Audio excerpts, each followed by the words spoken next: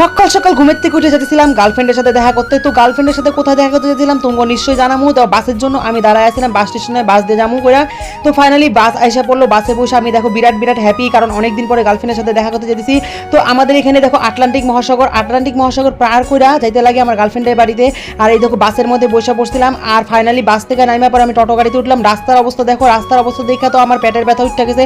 অবস্থা দেখা পেটের ব্যথা না, রাস্তা দিয়ে চলতে চলতে আমার পেটের ব্যথা উঠে গেছে। ফাইনালি কোন জায়গাটা তোমরা কিন্তু নিশ্চয়ই জানাবা।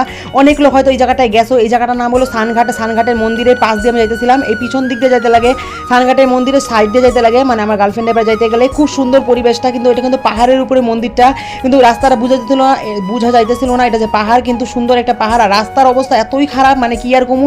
এই 4-5 কিলোমিটার রাস্তা যাইতে যেতে আমার পুরো হাগা একদম পায়খানা পায়ে গেছিল, আর মুতা তো বাইরে গেছিলো, মুততে লাগছে একবার আমার। তারপরে দেখো জঙ্গল পার করার পরে তোমাকে একটা জিনিস দেখানোর জন্য আমি ক্যামেরাটা অলরেডি অন করে রেখেছিলাম। দেখো আমার এরকম লাগতেছিল গ্লাসের মধ্যে।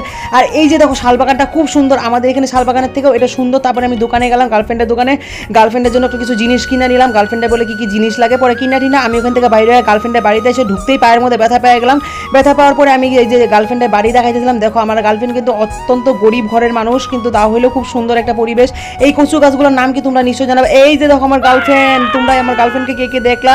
যাই হোক ওই আইতেছে না ক্যামেরার মধ্যে, কয় আমার মা বাবা দেখবো, সবাই রাগ করবো, এই জন্য দেখাইতে না করছে, তাও আমি তোমাকে দেখাই দিলাম। পরে ফাইনালি গার্লফ্রেন্ডের সাথে দেখা করে গার্লফ্রেন্ডের গিফট টিপ দিয়ে খায়া ঠেয়া মানে চুমা টুমা খায়া গার্লফ্রেন্ডের সাথে ওইখান থেকে বাইরে হয়ে গেছি। আমি দেখো মানে মহামায়া মন্দিরে আইছি, মানে স্নানঘাট মন্দিরে, মহামায়া মন্দির তো না অ্যাকচুয়ালি এটা মহামায়া মন্দিরই, কিন্তু স্নানঘাট মহামায়া। তো এইখানে এটা ব্রহ্মা মন্দির, খুব সুন্দর একটা ব্রহ্মা মন্দির দেখার মতো।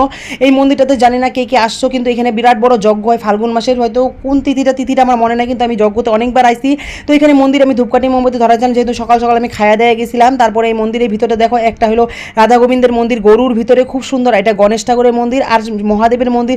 আর মহাদেবের মন্দিরে ঢুকে আমি প্রণাম করবো না, এটা তো হইতেই পারে না। তো মহাদেবের দেখে আমি প্রণাম টনাম করলাম। আমি তো জানোই, তোমরা জানো সবাই আমি শিব ভক্ত, মহাদেবকে ভীষণ ভীষণ মানি। মহাদেবকে মানার প্রণাম করার পরে আমার ভিতরে একটা শক্তি এসে বলবো, রাক্ষসের মুখের ভিতর দিয়ে আমি বাইরে হয়ে গেলাম গা। তখন আর ভয়বৃত্তি থাকে না, মহাদেবের দেখার পরে রাক্ষস ভূত পিচাস কোনো কিছু আর ভয় পাই না।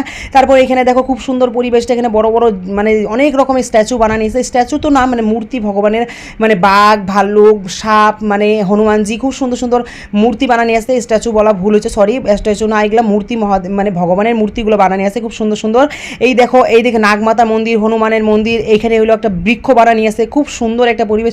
এটা ব্রহ্মাদেবের মন্দির, এখানে নবগ্রহ মন্দির, সব রকমের মন্দির আছে। আচ্ছা এখানটাকে অনেকে এখন না পর্যটক স্থল মানে পার্কের মতো বানায় ফেলাইছে। অ্যাকচুয়ালি এটা পার্ক না, কিন্তু মন্দির। এখানে যারা আসবা সবাই মন্দির বানিয়ে করে আসবা। এই বেলগাছটা নিচে আমি দাঁড়া হয়েছিলাম, খুব সুন্দর একটা পজিটিভ ফিল আসতেছিল। আর এখানে যাওয়ার পরে সত্যি একটা পজিটিভ ফিল আসে, একটা ভক্তিমূলক ফিল আসে। আর এই যজ্ঞস্থলীটাকে সবাই নিশ্চয়ই যাওয়ার পরে এখানে